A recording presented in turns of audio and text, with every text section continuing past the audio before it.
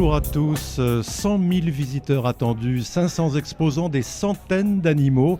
La 88e édition de la Foire du Mans bat son plein au centre des expositions. Nous sommes en direct de l'espace agricole de la Foire jusqu'à 13h pour vous faire vivre cet événement. Et nous ne serons pas seuls puisque se succéderont au micro plusieurs invités. Bonjour Jean-Luc Boutier. Bonjour Sébastien, comment ça va? Ça y est, nous y sommes à cette foire, je vous sens en pleine forme. Ah, en pleine forme, je suis très heureux de revenir pour la 3e édition et ça fait du bien, il fait beau ici au Mans. Bonjour aux auditeurs, bonjour aux visiteurs, il y a beaucoup de monde, c'est formidable. Et vous avez eu l'occasion de visiter quelques stands déjà, Jean-Luc? Il y a des curiosités cette année, il faut vraiment aller voir ce qui se passe dans les stands, c'est très intéressant et c'est surtout qu'on découvre un petit peu la vraie vie, c'est un peu des 4 jours du Mans, c'est ça également Sébastien. On va parler de tout cela pendant l'heure qui est devant nous. Je vous propose, Jean-Luc, d'entrer tout de suite dans le vif du sujet. À nos côtés, notre premier invité, Philippe Dutertre, bonjour. Bonjour. Vous êtes le président de la Chambre d'agriculture de la Sarthe. Comment se présente cette cuvée 2025 ? Écoutez, aujourd'hui on a le beau temps, donc c'est avec joie et plaisir qu'on est là aux côtés du public. Bien évidemment qu'on attend nombreux et on sera fiers de leur montrer ce qu'est le monde agricole, comment il évolue et qu'on est toujours aux côtés de la société, du consommateur, puisque effectivement la première origine de notre existence, c'est de nourrir le consommateur. Alors la Chambre d'agriculture, Monsieur le Président, Philippe Dutertre, ça veut dire que effectivement vous êtes un petit peu l'axe, un petit peu dans l'espace agricole. Il y a plein de choses qui sont présentées sur le stand et vous avez un thème chaque année effectivement à présenter pour les animations au cœur de la Chambre. Alors effectivement, on a toujours été présent à la foire du Mans. On a un stand qui est ouvert au grand public, ouais. Et également à nos professionnels. Mais comme tous les ans, on essaie d'attirer le grand public. Et cette année, l'objectif, c'est de montrer les métiers d'agriculteurs. Parce qu'effectivement, dans notre métier, on a plusieurs métiers. Et aussi de présenter les différents métiers qui gravitent autour de notre métier, autour d'un agriculteur. Et c'est en ça qu'on veut... convaincre le citoyen de l'intérêt et de la motivation du monde agricole. Oui, c'est-à-dire autour un petit peu de cet établissement, effectivement, ça permet aux gens, aux jeunes de venir voir ce que vous faites, de s'intéresser, parce que la Chambre d'agriculture, c'est ouvert à tout le monde, évidemment, mais de s'intéresser, de dire vers la génération nouvelle, peut-être demain, par le biais de la Chambre. C'est un outil important, évidemment. C'est là où on s'intéresse au grand public et on veut que le grand public s'intéresse à nous, s'intéresse à notre métier. On a besoin de renouvellement, on a besoin de se renouveler et on veut susciter aussi l'envie de gens de devenir amoureux du monde agricole. Parce que vous pensez que les métiers qu'il y a autour de l'agriculture ne sont pas assez bien connus du grand public ? Je pense que quand on n'est pas tout à fait un métier, on ne peut pas connaître les métiers qui sont autour de ce métier. Déjà, voilà, on a besoin de présenter notre métier. On est multifacette, multitâche au quotidien. Et on a besoin à des gens il y a des gens qui vont travailler pour les agriculteurs. Et c'est en soi qu'on veut aussi présenter, qu'on veut montrer aux gens qu'il existe des métiers autour du monde de l'agriculture. Et d'autant que ce sont des métiers qui sont de plus en plus techniques. Il ne s'agit plus d'aller dans son champ seulement. Il y a plein de technologies maintenant à maîtriser, d'où d'ailleurs les études. On en parlera tout à l'heure dans l'émission. C'est de plus en plus complexe. Voilà, alors il y a effectivement les études. On a les centres de l'ensemble de l'enseignement agricole qui sont présents sur la foire. Mais on a un métier qui évolue énormément. On est vraiment parti dans la technologie. On a des robots. Alors on a les robots de traite. On a des robots qui travaillent au champ. On a des outils, des caméras embarquées qui nous permettent de cibler des plantes, par exemple. Donc c'est il y a les drones, il y a les drones. On travaille aussi maintenant dans la production d'énergie, le gaz, le photovoltaïque. Et c'est tout ça. Voilà, tout ça, c'est des nouveaux métiers. Et ce qu'on veut aller chercher, c'est l'intérêt des jeunes à toute cette technologie qu'ils maîtrisent sans doute au mieux que nous. On avance à l'âge, mais on a du mal aussi des fois à s'y mettre. Mais je pense que c'est montrer à ce public jeune qu'ils ont un avenir dans ce domaine du monde agricole. Philippe Dutertre, je pense que la Chambre d'agriculture, c'est un organisme de supervision, parce qu'en fait, vous êtes sur tous les éléments. Il faut bien se reconnaître un petit peu que c'est important. Vous êtes dans tous les domaines de l'agriculture, de l'élevage, et c'est important pour les générations à venir, pour ceux qui sont là, d'avoir quelqu'un qui est au cœur, j'allais dire, du monde agricole. Alors effectivement, on est là pour accompagner les agriculteurs dans l'évolution du métier, dans l'évolution des enjeux climatiques, on est dans les enjeux environnementaux et continuer de produire. On a aussi des enjeux climatiques, enfin, vous aborderez le sujet avec Olivier Pousse tout à l'heure. Oui. On a besoin, les agriculteurs ont besoin d'être formés, ont besoin d'être accompagnés, et c'est en soi où la Chambre d'agriculture a tout son rôle d'accompagnement, et on a aussi un rôle dans le renouvellement de génération, et là donc dans la communication au métier, pour faire venir du monde, donner envie aux jeunes générations de venir rencontrer le monde agricole et d'y rester. Alors comment on voit justement la Chambre d'agriculture, comment vous voyez un petit peu cet avenir, parce que c'est important? Mais, moi je suis quelqu'un d'assez positif au quotidien. Tout jeune peut trouver sa place dans notre monde agricole. Il peut être producteur, alors ça va du légume, de la volaille, du porc, on peut être la culture, transformation à la ferme.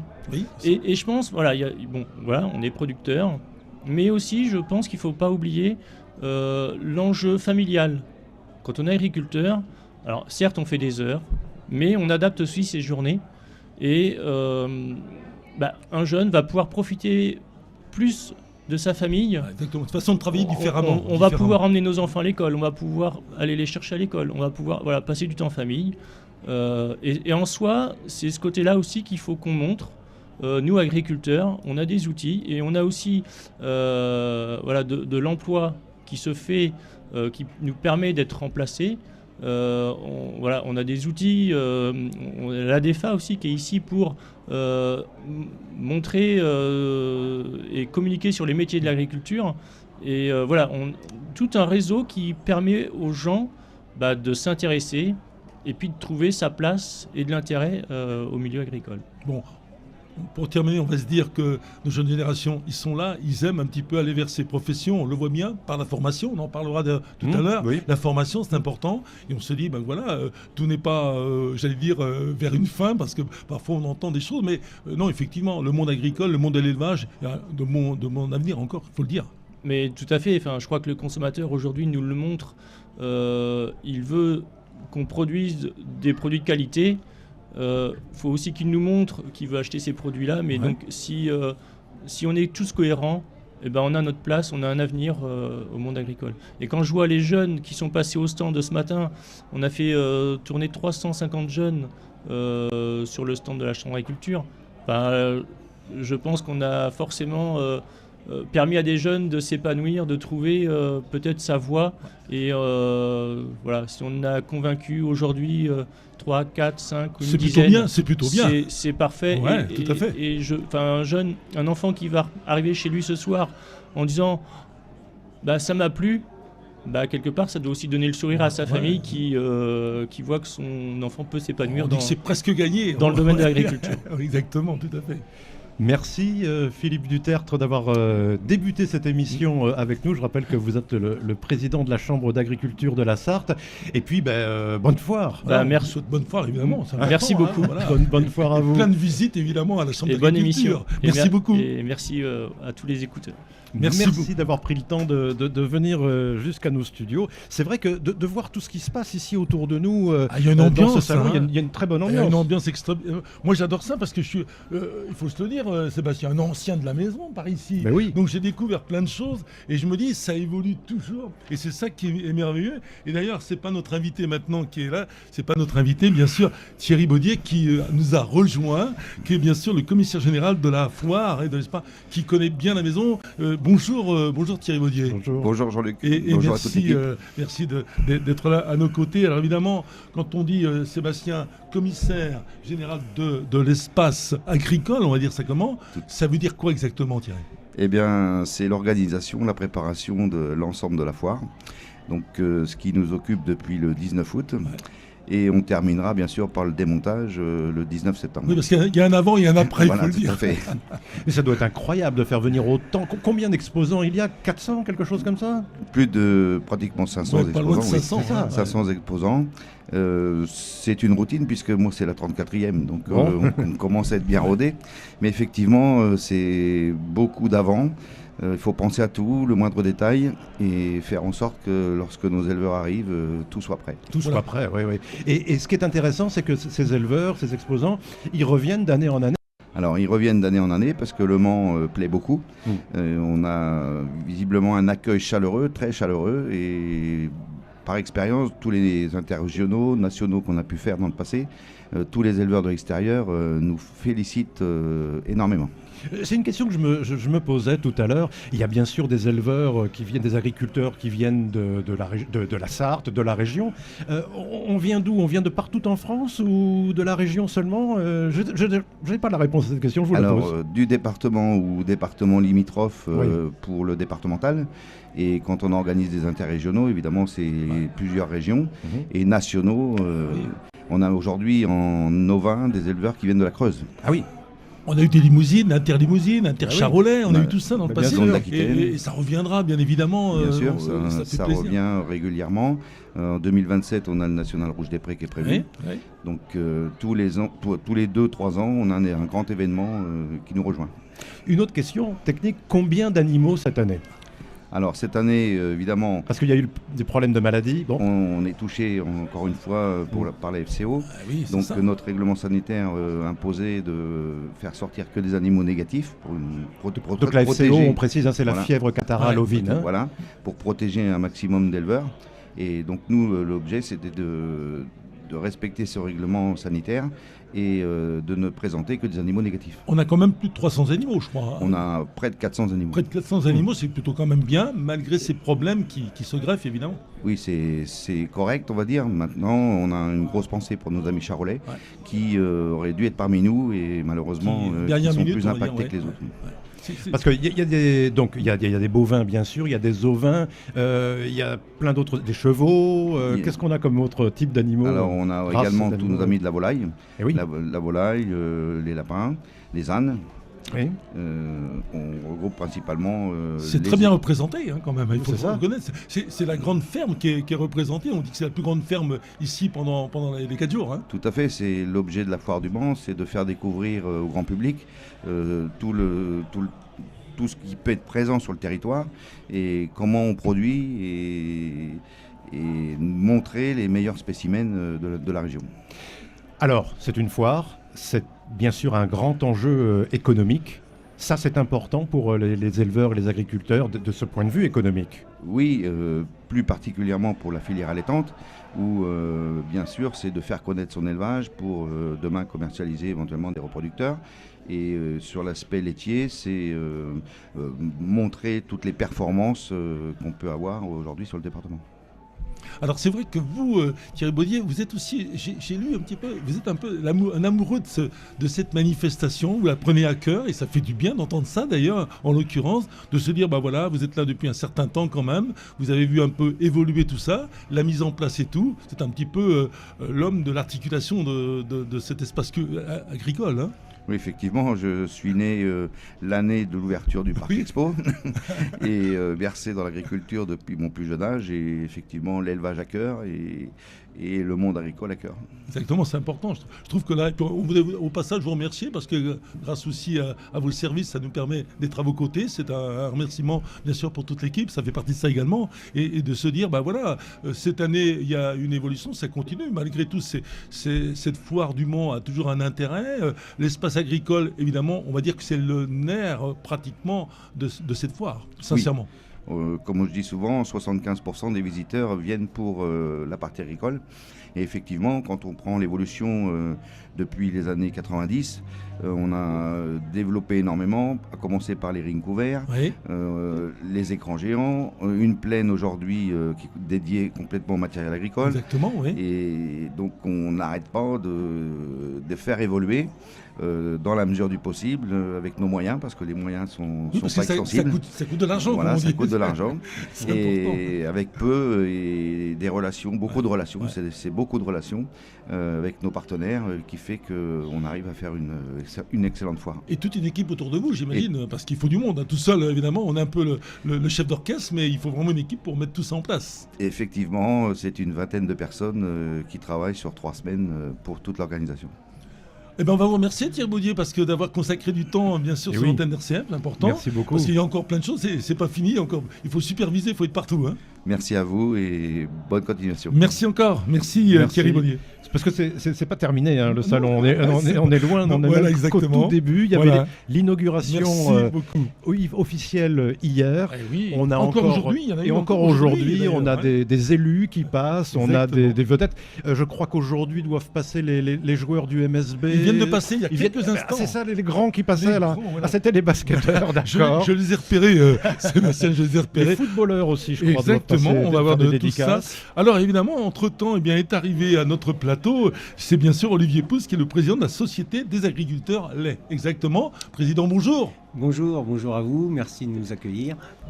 Avec une opération, cette fois-ci, autour du lait pour collecter du lait pour la banque alimentaire. Voilà, oui, c'est une opération caritative qu'on a tenu s'engager, la Société des agriculteurs. C'est-à-dire que le lait produit pendant les 4 jours du Mans, il est remis à une association caritative, l'association Solal, qui met en relation la production et les banques alimentaires. Et donc, eux, ils font le lien, et nous, on s'est engagé à mettre tout notre lait pour la banque alimentaire sartoise. Voilà. Alors ça fait 3 ans déjà, c'est la 3e édition, Voilà, je crois, c'est la 3e que vous édition. faites ça. Voilà. Et je trouve que l'association elle Voilà. se réjouit, évidemment. Voilà, c'est du positif, je dirais, caritatif. Et il faut penser aussi aux gens qui sont dans le besoin et qui ont besoin justement de denrées alimentaires. Et donc nous, on s'est dit, dans le cadre des 4 jours, c'était le lait, c'était la chose la plus facile à réaliser et à mettre en œuvre. Ça va être collecté sur le site, bien évidemment. Voilà, hein. c'est collecté sur le site.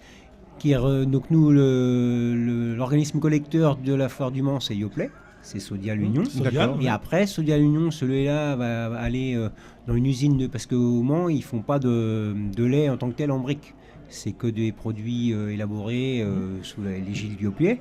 Donc ce lait-là va partir dans une usine à eux qui font du lait en brique et qui va revenir par billet de transport à la banque alimentaire sartoise.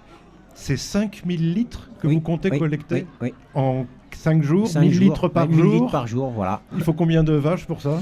1000 litres par jour, c'est à peu près 45-50 vaches, Aujourd'hui, une vache produit entre 25 et 30 litres. Ouais. Bon, après, sur les concours, il peut y avoir aussi un effet stress au début, donc elles vont produire un petit peu moins, et puis dimanche, elles vont arriver à peu près à leur pic. Donc cette année, on va avoir à peu près 80 vaches laitières, donc voilà, c'est 5000 litres, peut-être un peu plus, peut-être un peu moins, mais je dirais c'est pour donner une fourchette de collecte pendant la foire du Mans. Et donc, c'est important pour vous de participer à cette œuvre caritative. C'est aussi pour donner une image, une nouvelle image c'est ça, à la filière. Voilà, c'est une image positive, c'est Ouais. ce que j'ai dit. C'est une image responsable aussi. Mmh. Donc je pense que quand on fait une foire comme Le Mans, avec l'importance que ça a sur le plan médiatique, sur le 100 000 personnes, c'est pas anodin. Exactement. Et donner une œuvre solidaire, je dirais, ça a tout son sens, Et vous êtes en partenariat, parce que vous êtes 4, Voilà. je crois, en partenariat. c'est Oui, plutôt voilà. bien. Donc parce qu'il faut trouver des financeurs quand même, Exactement, parce que les oui. producteurs, voilà. Donc on remercie absolument le conseil départemental. Ah, le département, qui oui. nous finance justement l'action, parce que ça a quand même un coût, le conditionnement et tout ça. Ouais. Voilà. Et donc c'est grâce à eux aussi qu'on a mis ça en place. Et puis nous, la Société des agriculteurs, et puis l'association Solal qui fait la transmission. C'est eux qui mettent les gens en relation, et c'est eux qui sont après avec les banques alimentaires, les restos du cœur quand c'est l'hiver. Donc nous, en l'occurrence, là, c'est les banques alimentaires sartoises. Donc voilà. Alors vous, j'allais dire Olivier Pousse, vous êtes le président de la Société des agriculteurs. Alors dites-moi un petit peu, les agriculteurs, comment vont-ils? Parce que c'est une question souvent qu'on ne pose pas. Ils vont bien. Ils vont bien. Les agriculteurs vont bien. Bon. Les animaux, on a malheureusement encore, mais je ne vais pas le répéter extrêmement, mais la FCO qui est encore présente en Sarthe. Donc voilà, ce qui nous enlève des animaux présents cette année à la foire. Mais globalement, c'est un événement de rentrée, la foire agricole, la foire du Mans, les 4 jours, on l'appelle comme on veut.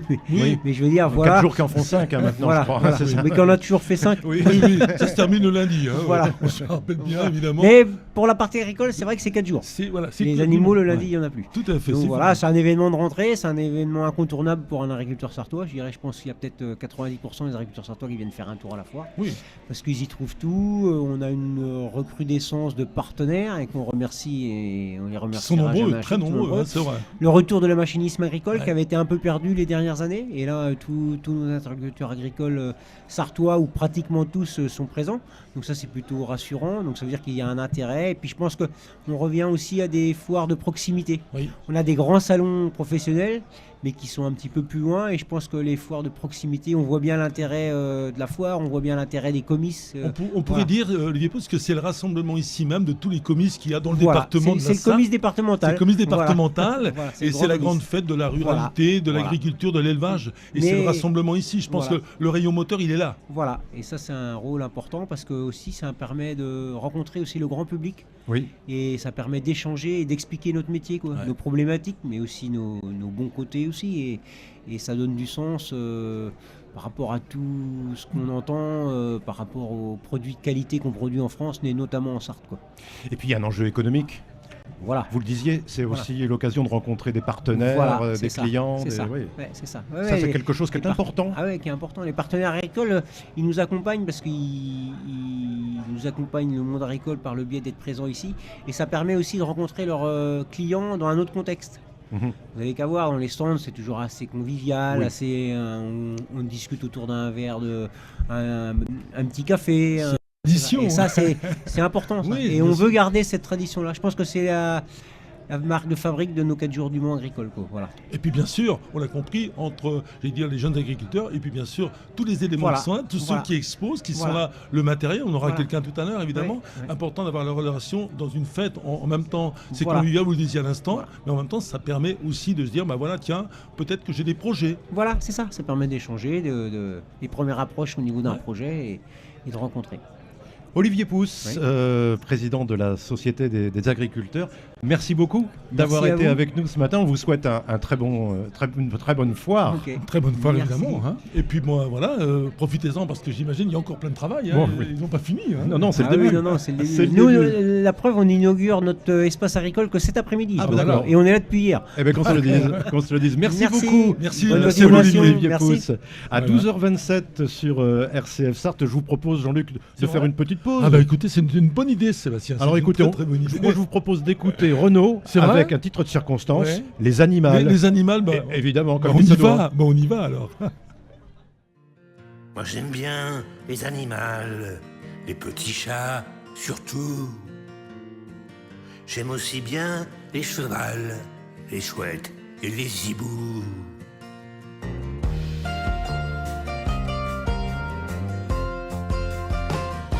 J'ai une passion depuis peu pour les beaux phénix.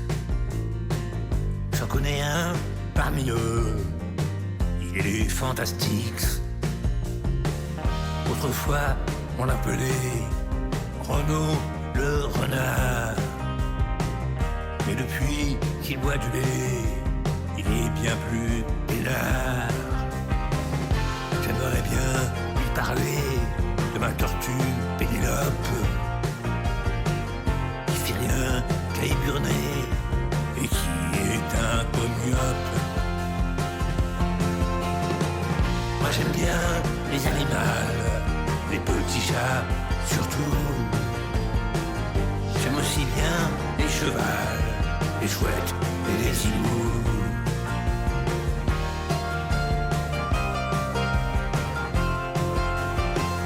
Ma passion depuis toujours, c'est les cachalots, les baleines et leurs amours, les petits baleineaux. J'aime beaucoup les rapaces, les éperviers, les aigles, les colombes et les limaces. Bonjour la rime, espiègle. Moi j'aime bien les animaux, les petits chats surtout. J'aime aussi bien les chevals, les chouettes et les hiboux.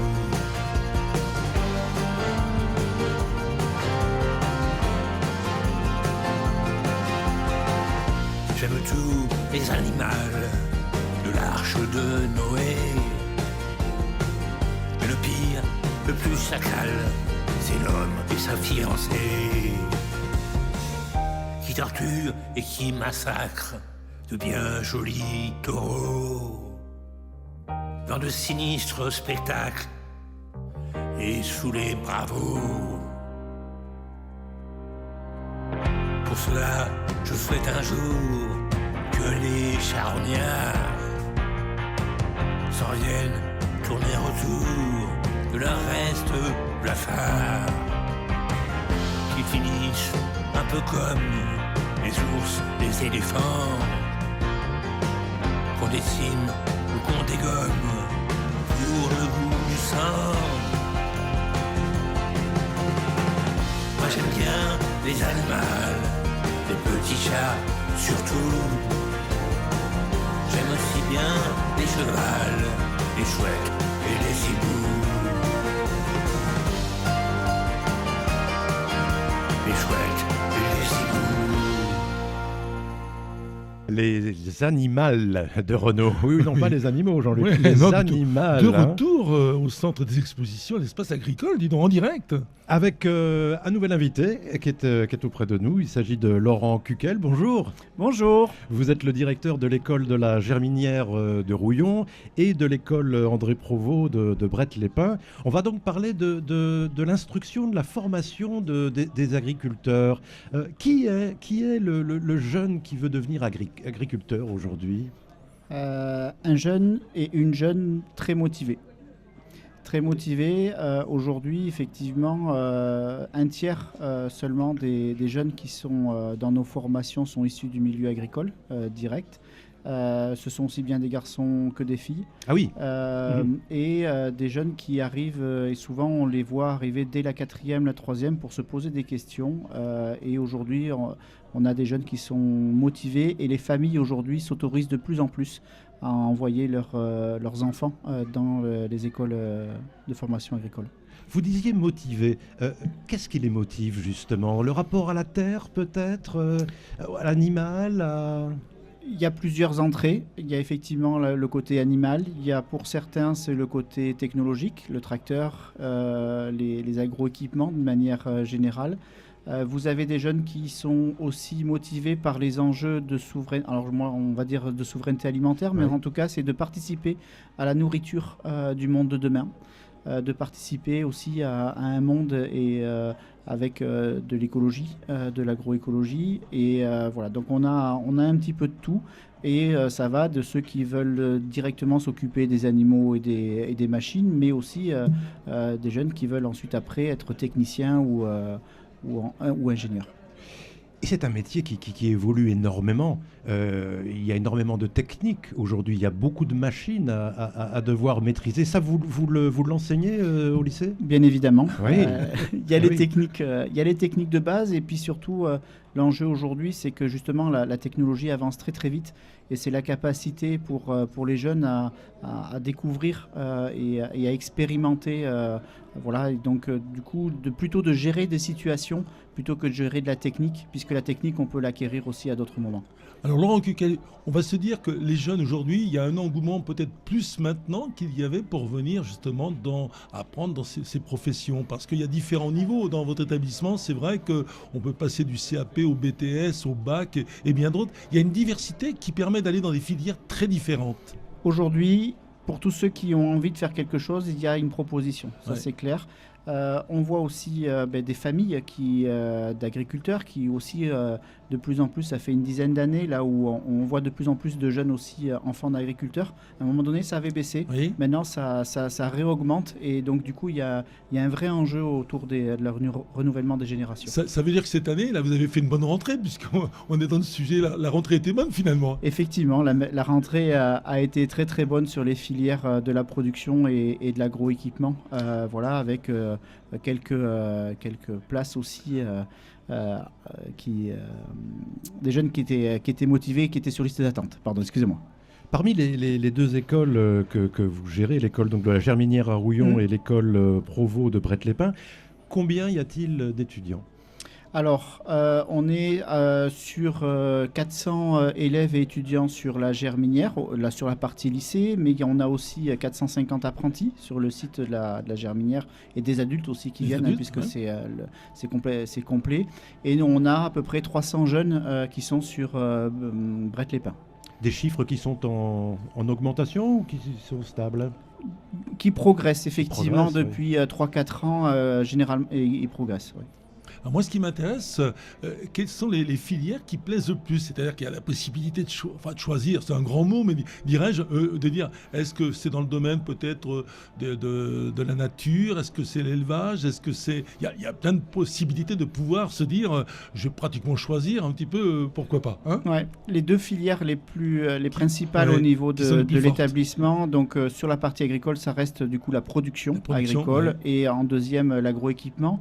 Et puis ensuite après c'est la partie aménagement paysager, parce que notamment sur l'apprentissage et puis sur Brett-les-Pins on a aussi 2 formations, et ça intéresse aussi beaucoup les jeunes qui ont envie de travailler avec du vivant. Ouais, c'est ça, c'est vrai qu'il y a ce côté-là, puis il y a le côté du matériel qui est tellement performant aujourd'hui. C'est vrai qu'on est tous, même nous qui sommes devant ce matériel, on est enthousiastes, on dit oh là là, c'est fantastique, c'est plus comme hier, ça marche tout seul, et peut-être que ça donne l'idée d'aller, parce que bon, les jeunes, l'informatique, tout ça, ça leur va très très bien, n'est-ce pas ?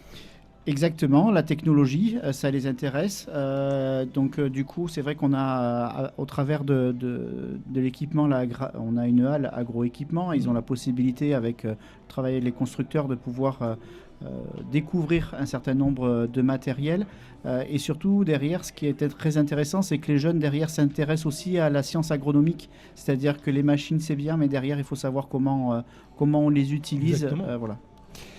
Que diriez-vous à un jeune aujourd'hui qui hésiterait à entrer dans cette profession ? Essaye. Essaye, tu resteras. C'est le mot le plus court. Oui, essaye, pourquoi pas. Enfin, voilà, aujourd'hui, clairement, il y a un renouvellement des générations. Vous en avez certainement parlé. Il y a des enjeux. Aujourd'hui, il y aura de la place. Il faudra nourrir la planète. Il faudra aussi gérer des transitions écologiques. Et du coup, on va avoir du monde. Voilà. Moi, j'avais la question, plus de garçons, plus de filles à venir vers ces formations ? Parce qu'on se dit parfois, c'est plus les garçons. Maintenant, ça a changé, tout a changé. Les filles, maintenant, se plaisent dans ces métiers, conduisent des tracteurs, et bien tout a changé. Aujourd'hui, la mécanisation et la pénibilité du travail ont vraiment baissé. Et donc, du coup, c'est vraiment très accessible. Et on a, sur les filières agricoles, c'est quasiment presque moitié-moitié. Sur la filière agroéquipement, ça reste encore majoritairement des garçons, mais sur les filières vraiment de production et les gens qui se destinent à soit être salariés, soit être chefs d'exploitation, c'est quasiment du moitié-moitié. Ça se féminise donc. Merci Laurent Cuquel. Je rappelle que vous êtes le directeur de l'école de la Germinière à Rouillon et de l'école André Provo à Brett-les-Pins. Merci d'avoir passé un petit peu de temps avec merci nous. À vous. Merci. Très intéressant de découvrir toutes ces filières. On va retourner à l'école. Au plaisir, au moment des portes ouvertes, en février et en mars, ça sera avec plaisir. Il y a peut-être un quota, une limite d'âge, non je sais pas. En dehors, non. Non, les plus anciens stagiaires sont là à 56, 57 ans, donc je pense que c'est bon pour vous. On a une chance. Merci beaucoup. Merci beaucoup. Merci Bonne foire à tout le monde. Au revoir. Merci beaucoup d'avoir passé ce temps avec nous. 12h38 à l'écoute de RCF Sarthe. Jean-Luc, il y a un autre sujet, moi, qui m'intéresse. Oui. C'est tout ce côté santé, les vétérinaires qui travaillent dans cette filière. On n'en a jamais parlé, c'est vrai, tu as raison, Sébastien. Oui, parce qu'on voit toujours les animaux ou les champs, les productions. Le bon côté, dirais-je, et puis on ne s'intéresse pas à vraiment derrière, tout ce qui peut se passer. Et ce pourquoi nous avons invité à nos côtés Raphaël Ralu. Bonjour. Bonjour. Vous êtes le directeur du groupement sanitaire de la Sarthe. Tout à fait. Vous êtes le médecin des animaux, vous êtes le docteur. Vous suivez toute la vie des animaux d'élevage. On peut le dire comme ça, effectivement. Ouais. On connaît l'état sanitaire de chaque cheptel de la Sarthe. Que ce soit les cheptels de bovins, de moutons, de chèvres, de porcs, de chevaux. Il y a même l'apiculture, il y a même l'aquaculture. Rien ne voilà. passe à côté, rien. Voilà. Et ça commence dès la naissance ou même avant la naissance. Alors, oui, voilà. on suit la carrière de tous les Ouais, animaux. La carrière. Il y a un carnet de santé. Oui, quelque part, parce qu'effectivement, on finit par délivrer ce qu'on appelle une attestation sanitaire à chaque animal qui, au cours de sa vie, il y a des couleurs d'ailleurs, Tout à fait, vert, bien sûr, jaune ouais. ou rouge, voilà, selon l'état sanitaire des bovins. Et c'est important, c'est d'actualité, il faut surveiller tous ces animaux. On est quand même dans des périodes plus compliquées, on le Oui. voit évidemment dans cette édition cette année, évidemment par moins d'animaux bien sûr, mais c'est important, votre travail est d'importance incroyable de se dire chaque animal doit être vu et que tout se passe bien. Tout à fait. Et éviter les contaminations, tout ce qu'il peut y avoir aujourd'hui. Tout à fait. Alors, on est au service de tous les éleveurs du département, hein, des groupements de défense sanitaire, il y en a dans tous les départements de France. Et on est effectivement donc une structure pilotée par des éleveurs, quand même. Mhm. Hein, Ouais. voilà. Et on est à l'interface des services de l'État, des services vétérinaires, la DDPP, les vétérinaires et les laboratoires. Voilà. Et au service des éleveurs, on a 3 missions principales. C'est la surveillance des maladies, Mhm. telles que la FCO Oui. qui impacte le concours cette année. Ouais, qui est d'actualité, oui. Voilà. La surveillance des maladies, la lutte contre les maladies quand elle est présente, Ouais. comment faire en sorte que soigner les animaux, faire en sorte qu'il y ait le moins d'impact possible sur le plan technique et au final sur le plan Et économique. c'est vous aussi d'alerter également quand il y a quelque chose qui est en vue, d'alerter, c'est un votre domaine également. hein. Exactement. Là, par exemple, on est dans un contexte FCO des maladies. La fièvre catarrhale ovine. La hein. fièvre Mhm. catarrhale ovine, effectivement, dont il existe plusieurs types, plusieurs sérotypes. Là, il y a la FCO3, mais il y a la FCO8, il y a Ouais, la FCO4, enfin, il y a plein de sérotypes possibles. Hein. Et là, effectivement, il existe des vaccins. Et là, par exemple, pour venir aujourd'hui, il a été fortement recommandé aux éleveurs de vacciner leurs animaux pour qu'ils ne développent pas la maladie et qui ne contaminent pas d'autres animaux parce que cette maladie-là provoque des pertes techniques et par voie de conséquence économiques. Hein. Est-ce qu'il y a plus de maladies qu'auparavant, actuellement? Alors plus, il y a à l'échelle planétaire, parce que malheureusement les maladies n'ont pas de frontières. Il n'y a pas plus de maladies Non, aujourd'hui. parce qu'on en entend parler qu'hier. beaucoup en ce moment. Par contre, les mouvements des personnes qui sont vecteurs aussi des maladies, à l'échelle planétaire, vous voyez, il y a pas mal de maladies. Par exemple, la FCO3, elle est arrivée par Amsterdam. Ah oui. Parce que Amsterdam ou Rotterdam, hein, un grand port européen des Pays-Bas, où on importe des plantes ou enfin, des choses comme ça qui véhiculent des insectes, qui, eux, peuvent être porteurs aussi de certaines maladies. Ça a été le cas aussi pour l'apiculture. L'apiculture, on a le frelon asiatique qui est arrivé en France il y a au moins une dizaine d'années maintenant.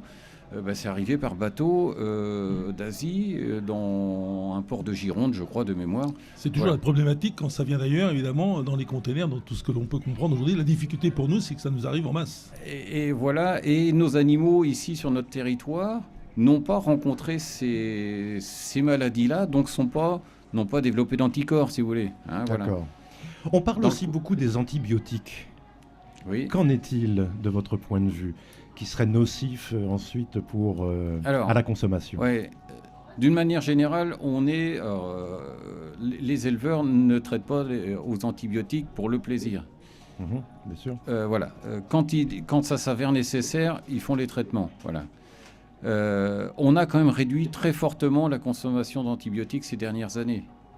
Hein, alors, les antibiotiques ont été utilisés un peu par précaution, par prévention, même si la maladie n'était pas là. Aujourd'hui, on n'en est plus là. On prévient, on ce qu'on appelle la biosécurité dans les élevages, c'est-à-dire qu'on adopte des mesures qui permettent de limiter l'introduction des maladies dans les élevages. Par exemple, vous, journalistes, vous allez dans différents élevages, on va vous dire aujourd'hui, quand vous passez d'un élevage A vers un élevage B, on va vous dire, vous allez vous laver les bottes avant de rentrer chez moi, ou vous allez vous garer là, vous allez vous laver les mains, vous allez passer vos pieds dans un pédiluve pour désinfecter vos bottes, que vous pouvez être vecteur de maladie. Voilà. Ça, par le passé, on se souciait pas de tout ça. Voilà. Aujourd'hui, les éleveurs sont assez sensibilisés sur ces sujets-là. Par exemple, en production porcine ou en production avicole, on avait par exemple aussi des salariés qui peuvent travailler dans différentes exploitations, qui peuvent véhiculer les maladies. Là, aujourd'hui, ils ont une tenue dans un élevage A, ils ont une tenue dans un élevage B, ils ont une autre tenue dans un élevage C. Et c'est respecté. Oui, c'est plutôt bien respecté parce que l'éleveur qui a des maladies, lui, il en subit les premières pertes. Et s'il est obligé de consommer, d'investir dans des antibiotiques, c'est une charge supplémentaire. Oui, c'est pas par plaisir. Oui. Voilà. Donc, soyez rassurés. D'une manière globale, les antibiotiques, c'est quand même si on en entend parler, ça fait le sujet souvent dans la une de la presse, mais c'est quand même beaucoup moins consommé que ça l'a été par le passé. On a fortement réduit. On pourrait en parler des heures. Merci beaucoup, Raphaël Ralu. Je rappelle que vous êtes le directeur du groupement sanitaire de la Sarthe. Merci d'être passé à notre micro. Merci. Je vous en prie, merci à vous. C'était un plaisir. On a beaucoup appris sur ce sujet en quelques minutes. Je pourrais encore vous en dire. On reviendra, c'est promis. Confiance.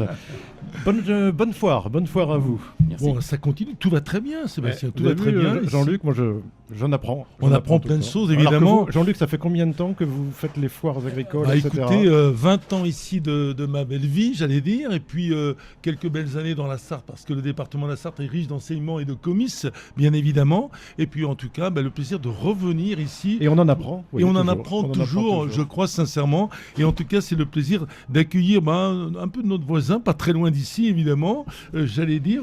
Damien Clément, bonjour. Voilà. Bonjour. Bonjour. Vous êtes le responsable commercial agricole de la société EDL, Énergie de Loire.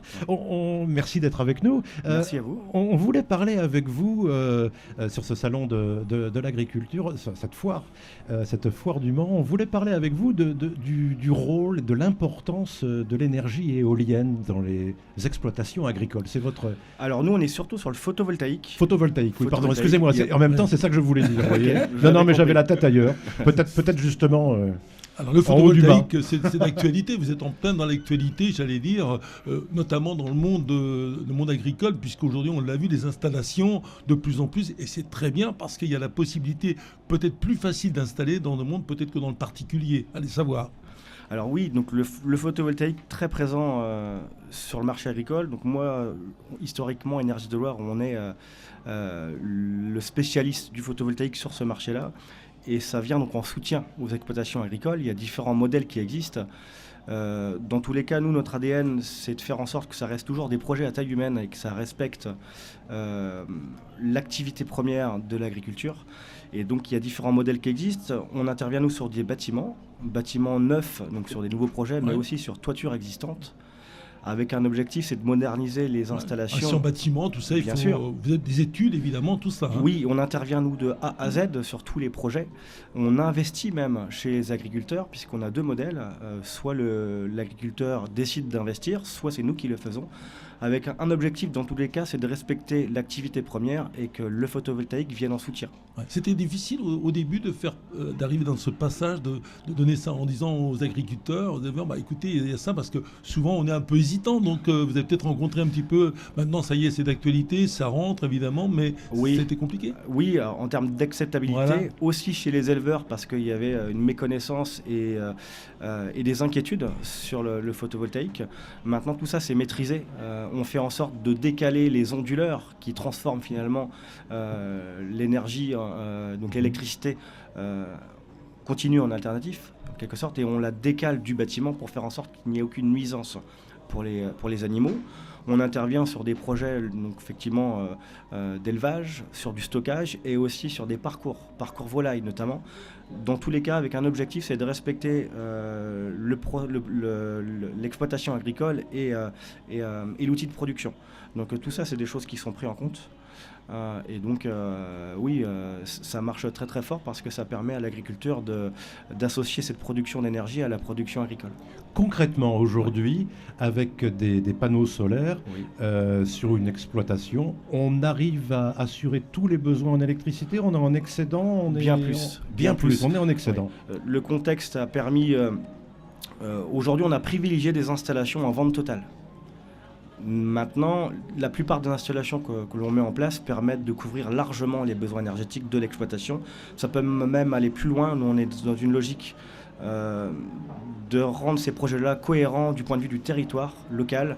Donc on met en place, et demain c'est quelque chose qui va s'accentuer, mettre en place des boucles d'autoconsommation collective pour permettre à l'agriculteur de autoconsommer, mais également de faire bénéficier aux industries, peut-être même aux particuliers autour, de l'industrie produite localement.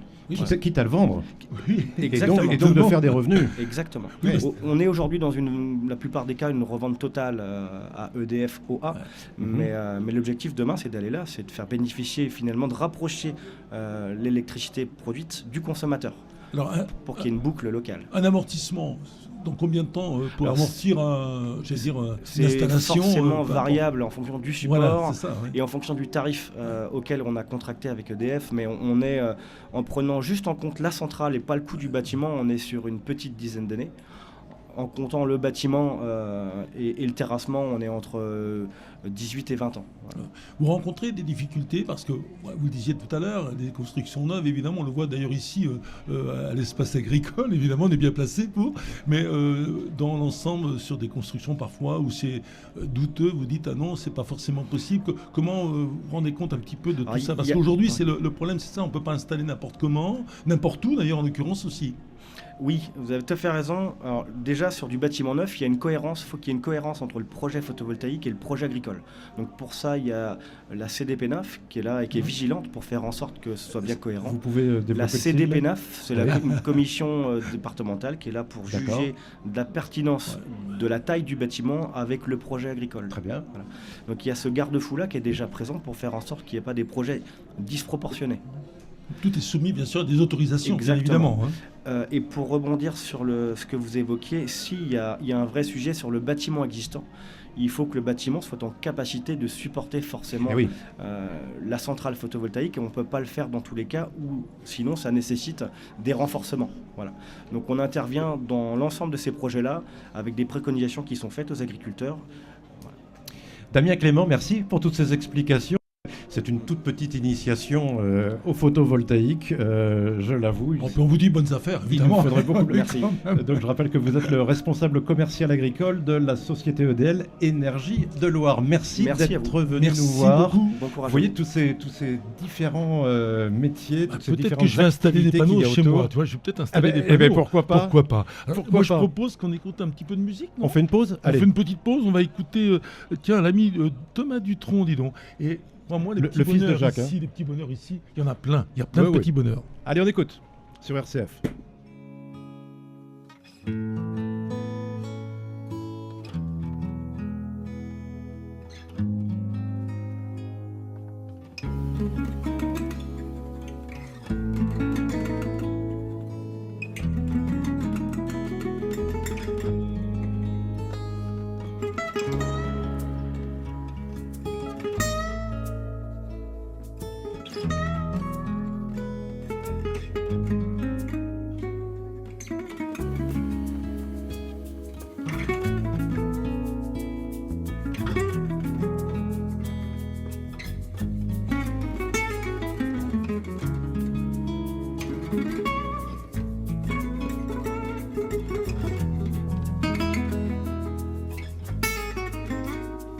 Chercher des formes dans les nuages ou la mer dans les coquillages, ne plus penser au lendemain, se balader sur les chemins, peindre en couleur des nuits blanches, prendre la vague sur sa planche, écouter tard un concerto un mot d'amour sur le frigo, si c'était ça.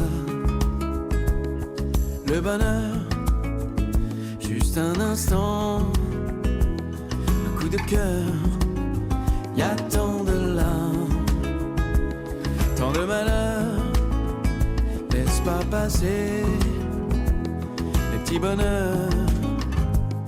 Ouvrir un bon Saint-Émilion, chanter des conneries dans les bouchons, avoir son chat sur les genoux, les étoiles filantes au mois d'août, allumer le feu, cheminer, offrir un livre qu'on a aimé, main dans la main se promener, et puis t'embrasser sur le nez, enfin revoir le printemps, et lui offrir un bouquet de fleurs, enfin laisser le temps au temps, chercher midi à 14h, si c'était ça.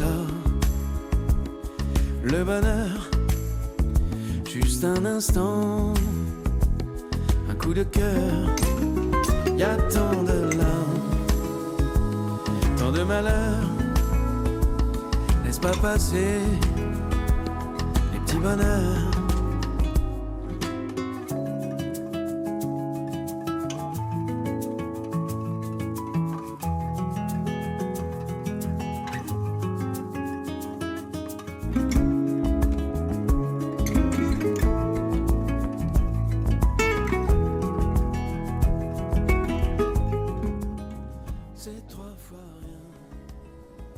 Thomas Dutronc, les petits bonheurs sur RCF Sarthe, toujours en direct du parc des expositions du Mans pour la foire avec un nouvel invité, Jean-Luc. Oui, tout à fait, Clément Baglin, que de la société Lélie. Alors, c'est qui et c'est quoi la société Lélie, justement? Voilà, il va mettre son casque, évidemment. Donc, bonjour, en tout cas, bienvenue. Donc, Lélie, alors moi, je fais partie du Lélie Center Évron, avec un siège social à Évron, en Mayenne. Oui. Moi, je suis commercial sur le secteur de la Sarthe, le 28, le 41, avec une base basée à la Suze. Alors justement, ces installations, parce que quand il y a des démonstrations sur le stand, et vous le verrez évidemment pendant cette édition, il y a plein de public qui regarde. Pourquoi? Parce que c'est, on va dire aujourd'hui c'est informatisé, même bien tout ça, et en fait, la vache elle arrive, ça se passe tout seul pratiquement, et on se dit que c'est merveilleux. Voilà, en fait, beaucoup de gens connaissent l'informatisation dans Ouais. les usines, dans tout ça, et très peu dans le milieu agricole. Et donc du coup, ça nous permet de montrer aux gens, et hors agricole surtout, de comment voilà, ça peut se passer dans les exploitations aujourd'hui. Alors expliquez-nous justement, parce qu'il y a des machines qui sont absolument extraordinaires. Parlez-nous d'une machine en particulier qui va s'occuper des vaches. On va dire le robot de traite aujourd'hui. Oui, alors voilà, ça. Le robot de traite. Ça, Le c'est produit impressionnant. phare, on va dire, chez nous. Aujourd'hui, une exploitation chez un éleveur, en fait, leur permet de leur soulager donc toute la partie physique de la traite traditionnelle qu'ils avaient avant. Et en plus de ça, d'avoir tout un outil de gestion de troupeau et avec des vaches complètement autonomes dans le bâtiment. Elles peuvent aller se faire traire quand elles veulent, se coucher à la table d'alimentation, vraiment en totale autonomie. Alors, ça se passe comment là? C'est le robot qui vient vers la vache? C'est la vache qui va vers le robot? C'est la vache qui vient vers le robot. Et là, qu'est-ce qui se passe? Donc voilà, tout le procédé de traite avec une partie alimentation, en complémentation vache par vache en fonction de leur production. Tout le déroulement de la traite, aussi bien de la pré-traite, le nettoyage de la mamelle, toute la partie traite et le trempage après traite pour une meilleure hygiène de la mamelle. Et on envoie directement au supermarché le lait, non? À peine, Pas il y a encore. toujours la Pas partie encore, d'accord. tank dans les laiteries chez chaque exploitation ou Bon. après les laiteries viennent. Ça doit coûter une fortune. Alors, ça coûte forcément un petit peu Ah oui. d'argent, toute cette automatisation-là. Mais après, il faut tout voir. Où aujourd'hui, en fait, pourquoi beaucoup d'exploitants se posent la question? Aujourd'hui, c'est très compliqué de trouver des salariés dans le milieu agricole. Et aujourd'hui, un robot équivaut globalement au coût d'un salarié à l'année.